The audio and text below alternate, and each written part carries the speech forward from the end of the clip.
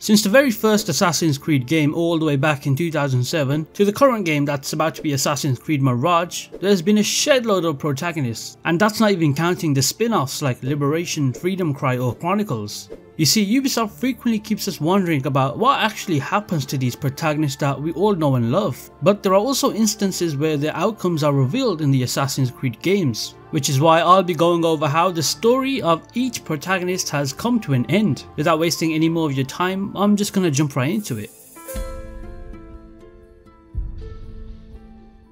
So I'm just gonna go in chronological order as that would make the most sense. And first off is probably the most iconic assassin alongside Ezio, and that is Altair. Now for me personally, Altair's death has to be the most tragic death in the series, simply because of how his entire life and upbringing was. You see, Altair's life was a pretty messed up one. He had it rough from the very beginning, losing his mother right when he came into this world. Then his father Umar was executed when Altair was just 11 years old, and that hit him hard. But it did not just stop right there was so much more. You see, the person that killed his father, being Ahmad Sofian, felt guilty about what he did and straight up ended his own life in front of Altair. His wife Maria also died due to Altair's own anger. It was like the bad stuff just kept on piling on for Altair. It was practically a never-ending list of tragedies for him, and when it came to his death, well, it was a pretty emotional one. When he reached the wise old age of 92, having devoted his whole life to becoming an assassin and bidding farewell to his son Darim, Altair locked himself in his own library, sealing the Apple of Eden behind a wall, and sat at an old chair with the 6th memory seal in his hand. In the end, he peacefully passed away from natural causes, simply due to old age.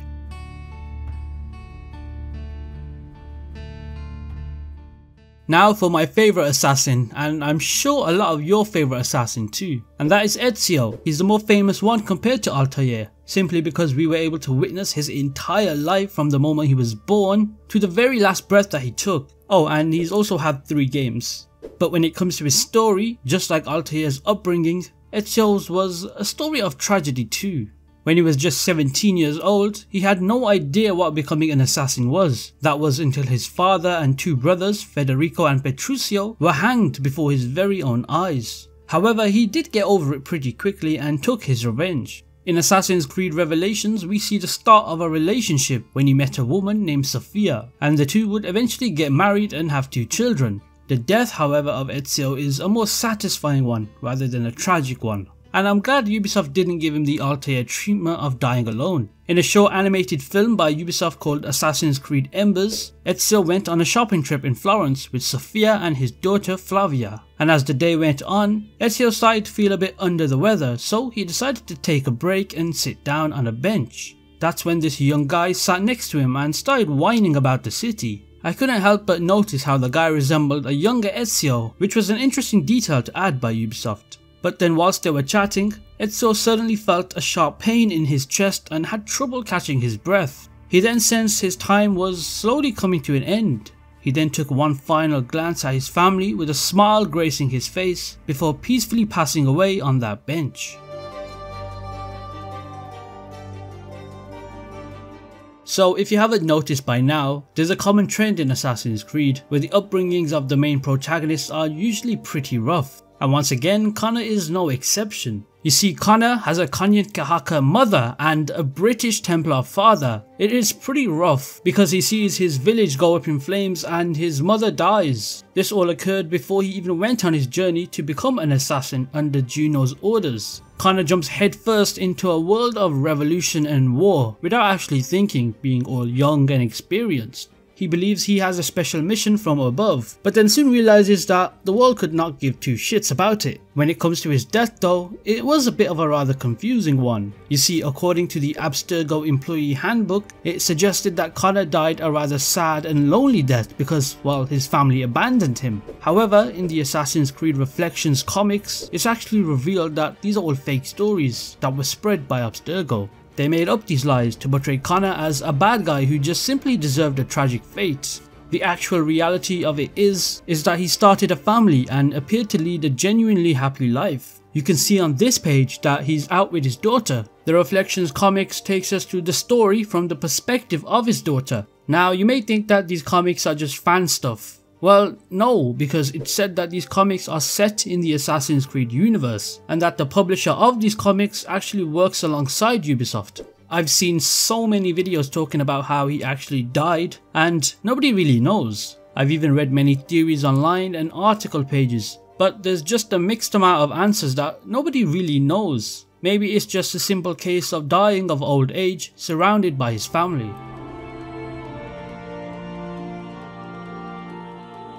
Carrying on from Connor is Haytham Kenway, who's the father of Connor. After being dispatched to the British colonies in America to track down a rumoured stash from the first civilization, Haytham decides to stay and set up a well-structured Templar presence in the colonies. And during that period, we know that he had a son who was Connor, but he was actually unaware of his existence at the time. You see, Connor's mother was a Knights woman who he had met on his initial quest for the storehouse. This is where it all goes full circle, because Haytham's death in 1781 was actually at the hands of Connor himself. You see, after Connor and Haytham eventually meet, they join forces and contemplate the possibility of uniting the Assassins and Templars. However, they eventually come to the harsh realization that while achieving peace between the two factions is pretty much impossible. Haytham eventually sees Connor as a threat to the Templars, and their clash reaches its end when Connor reluctantly but resolutely brings about Haytham's death as he stabs him in the neck with his hidden blade. During his last breaths, Haytham acknowledged that despite their divided history, he held a deep sense of satisfaction and pride in witnessing the qualities that were possessed by Connor.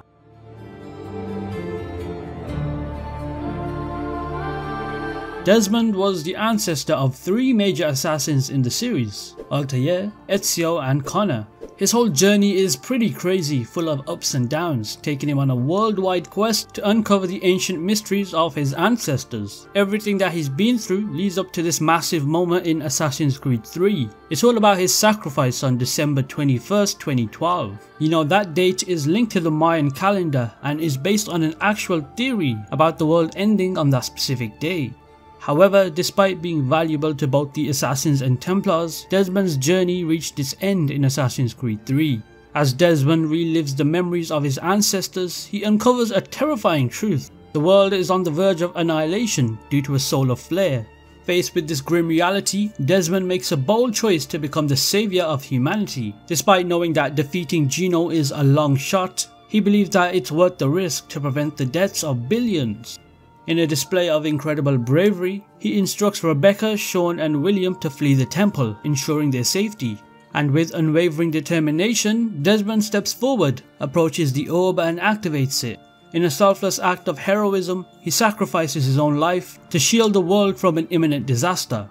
Desmond was my favourite modern day character, and the fact that he died in Assassin's Creed 3 was a real bummer, because since then there's not really been a character as memorable as him in the modern day. I do hope Ubisoft somehow, some way can bring him back. I know it's a massive reach, but there's just no harm in asking, right?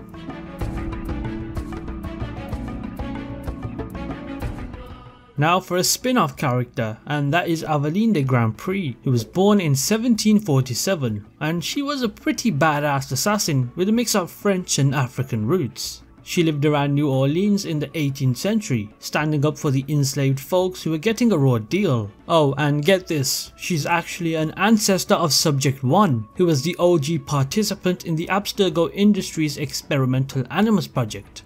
Aveline fully embraced her destiny as an assassin and even fought hard to protect the oppressed people of New Orleans. However, when it comes to her death, she's kind of in the same boat as Connor. While we may not know how she died or when she died, it's not a bad shout to just assume that she may have passed away due to old age, since she did retire around the late 1780s, after the last time we heard anything from her was in 1784, when Connor contacted her for a mission. So I'll just leave it up to you in the comments to give your thoughts about how or when she died. I'm interested to see. Edward Kenway in Assassin's Creed Black Flag had this crazy charm that you would not expect from a pirate. As the story unfolds, he undergoes some major character growth. Starting off as a shipwrecked and greedy pirate, Edward Kenway eventually becomes a devoted father and a badass assassin who's all about making things right for the world and his family. Seriously, his transformation is pretty mind-blowing. It's a journey that deserved even more exploration, like a whole new trilogy that's set in the Caribbean. I'll probably make a video discussing why we need to see Edward again in future games, because there's so much of his character that needs to be fleshed out. But that's not what this is about. You see, his death, however, is a pretty unfortunate one. While it's not shown in the games, it is explained. And I'll explain it in short terms, as his story after Black Flag is explained quite detailed.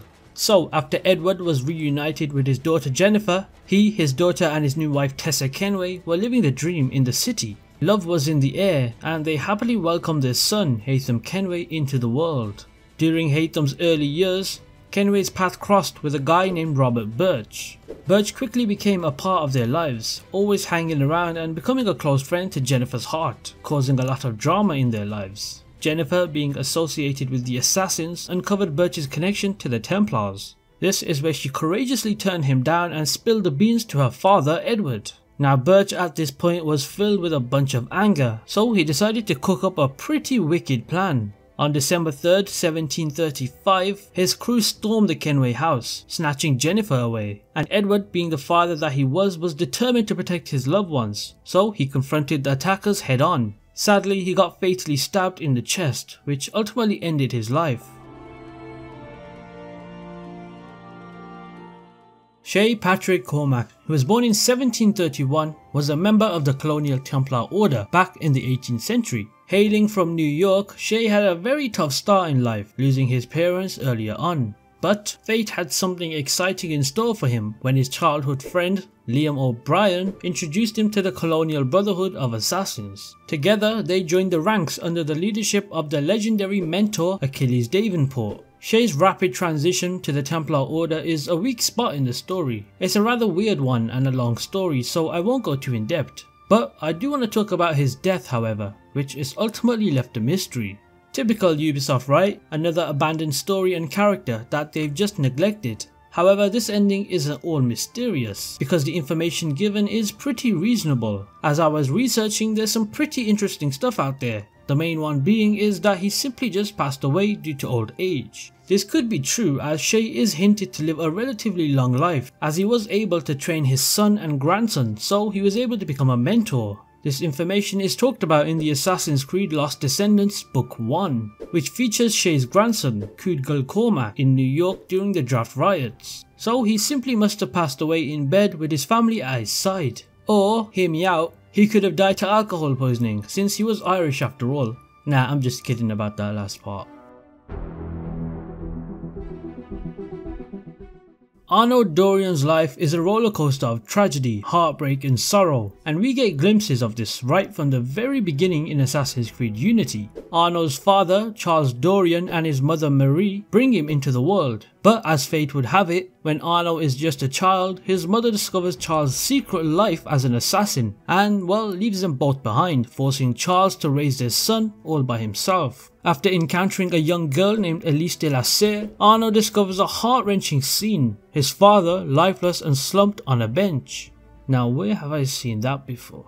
Now, I would just say how his father died, but I don't want to say any story spoilers. But then again, you are watching a video about every protagonist's death, so I don't think spoilers are an issue. Anyway, let me just get back on track. Throughout the years, Arno remained devoted to the cause of the assassins in France, steadily climbing the ranks to become a respected master assassin. The details surrounding Arno's eventual death, however, do remain a mystery, leaving us with unanswered questions about his ultimate fate. However, it is believed that Arno had children at some point in his life, as he is directly connected to Callum Lynch, who is the protagonist of the Assassin's Creed movie.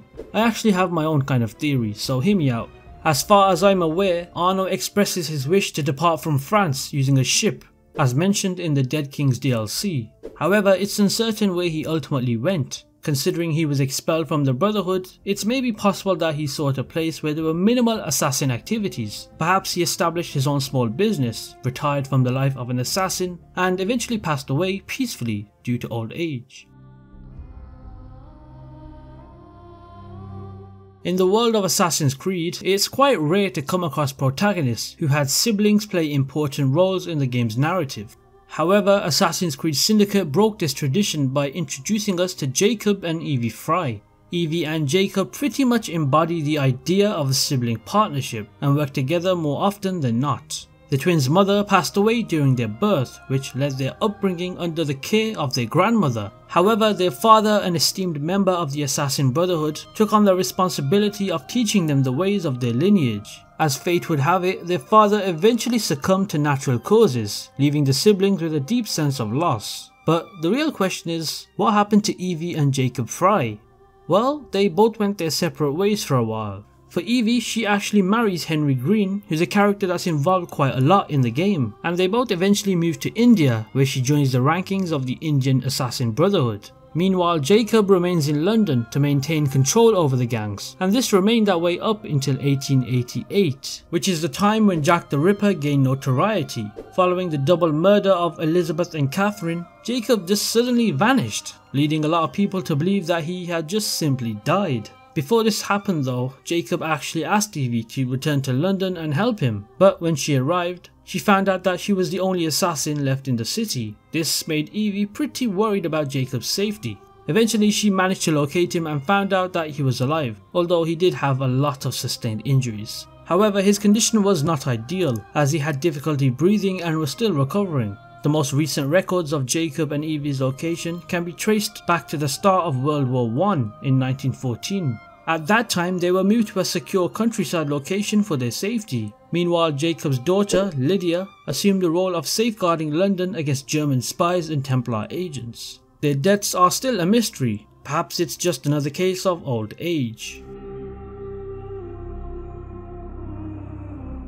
In Assassin's Creed Origins, Bayek assumes the role of a Magi, dedicated to safeguarding his homeland against various dangers. Nevertheless, he embarks on a journey of vengeance alongside his wife, Aya. Throughout the game, we unravel Bayek's personal story and the driving force behind his desire for retribution. But when it comes to his death, however, well, that's a mystery, as nobody actually knows what happened with Bayek. But there's an interesting aspect of both Bayek and Aya that a lot of people may not know. You see, there's actually mummies of both Bayek and Aya, and it's likely that they passed away to simple natural causes. They might have even chosen to retire, just like Ezio did. It is possible that they even renewed their marital bond and rekindled their love, which is common for married couples to have their tombs together. An interesting theory that I discovered was that both Bayek and Aya had a great journey and likely struck fear into the Templars, without them even knowing about their existence. After all, they were pretty much classed as unknown, so if the Templars did discover them, well, that would make them pretty terrible assassins. So maybe they both spent the rest of their lives as mentors for assassins.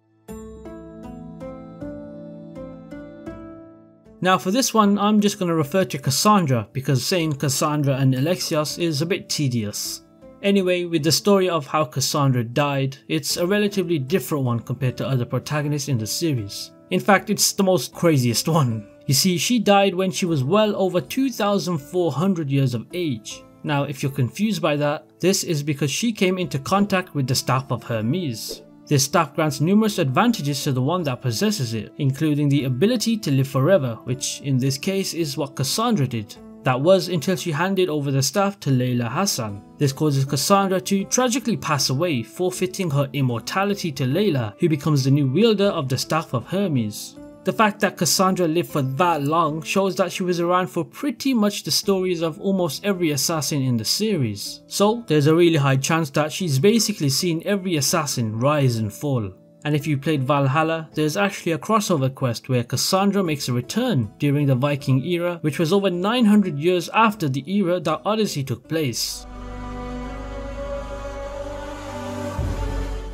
In the early stages of Assassin's Creed Valhalla, we discovered that Eivor's body was eventually laid to rest in Vinland, and this was due to simply old age. Eivor chose to reside in Vinland for the remainder of her life, abandoning her equipment, including the Hidden Blade, and adopting humble brown robes. After all, we know that Eivor refuses to join the assassins when Haytham requests it. During this period in Vinland, Eivor dedicated her time to delving into her past memories as Odin, unraveling the truth about the Great Catastrophe and its root cause. Throughout the journey of Eivor, she's travelled across various lands during her lifetime, such as Norway, Anglia, Francia and Ireland. The importance of why Eivor's remains were buried in Vinland is actually kind of revealed. So, Vinland, which is the name given to North America by Leif Erikson, marked the region's discovery by the renowned explorer around the year 1000 CE. Remarkably, Eivor became the very first person to venture into this territory and eventually met her demise over there, which was over a century after Leif Erikson's historic exploration. So there you have it. One thing that I've realized when it comes to Ubisoft is that they do a terrible job of giving closure for the protagonists. They were doing well with the first two being Altair and Ezio, as we were given great explanations of both endings for their characters. But after that it seems like it just derailed massively, especially Kassandra. I mean, she lived over 2,400 years and we don't even get any mention of the stuff that she's seen because it must have been a lot. I do hope Ubisoft gives closure and explains how certain protagonists have died in future games. Anyway, if you did enjoy this video, be sure to subscribe and leave a like, and I'll see you in the next one.